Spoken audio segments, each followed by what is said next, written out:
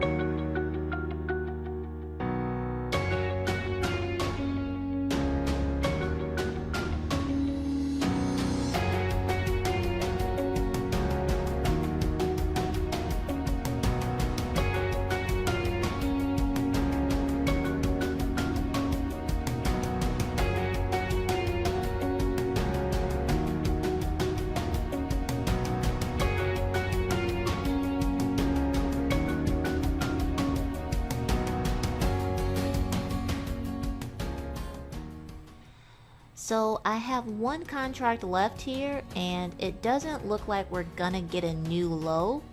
I'm up about 20% here at the moment, and I'm just waiting to see what the price action is going to bring. So I just sold the final contract here for a $105 profit, which equates to about a 15% return on this particular trade. So not too bad for the first trade. I'll probably continue to scan the markets and see if I can find maybe one more trade for the day. I hope you enjoyed this short video, and if you did, please consider subscribing. Thank you so much for watching, and I look forward to seeing you in the next video.